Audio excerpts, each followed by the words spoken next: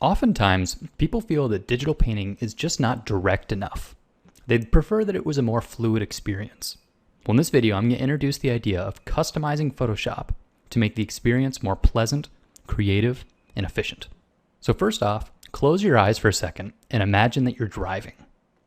You're sitting in the driver's seat, and all the necessary controls are placed conveniently at your fingertips and right under your feet. The whole layout is based on priority.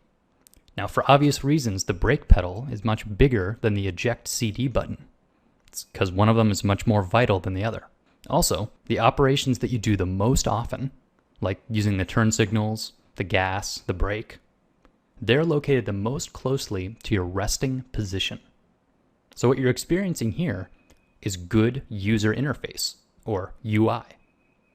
And when I say interface, all I mean is the controls with which you operate a piece of machinery.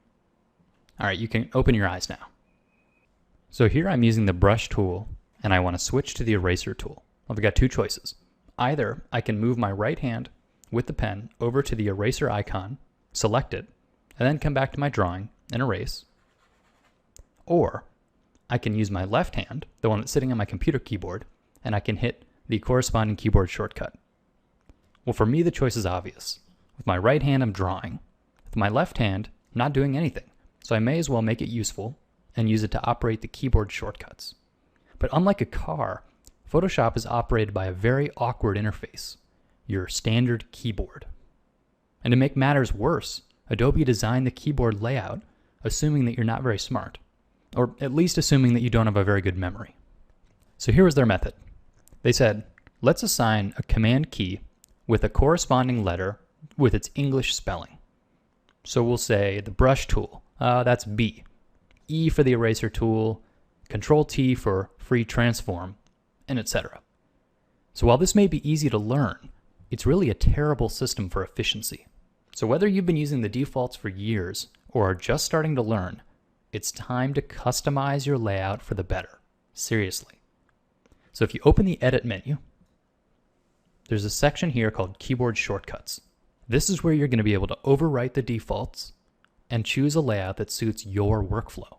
Any of these items can be assigned a new keyboard shortcut. So once you've found this menu, you've got some hard choices to make. You're going to be designing a perfect layout from scratch based on your button priority. So start by putting your left hand on the keyboard. Go ahead and do it right now.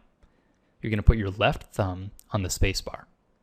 Now take a look at where the rest of your fingers come to rest. Where are they most natural? Take a note of these. Next, I want you to write down a priority list of the commands that you use on a regular basis, with the most common tools at the top. So here are some of mine. It might look like these. They might be totally different.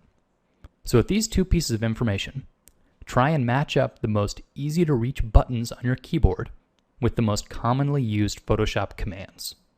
Now this is not a short process, and if you do it correctly, it'll probably take you a number of revisions. But let me tell you, it is worth it. Seriously. Once you've designed a layout that is custom tailored to fit your hand and your workflow, you'll begin to feel like you're operating an instrument. You'll truly force the software to just get out of the way and will let you work on the fun part, creating artwork. So if you guys have any interesting keyboard layouts or user interface tweaks in general, I'd love to hear about them in the comments. Thanks for watching.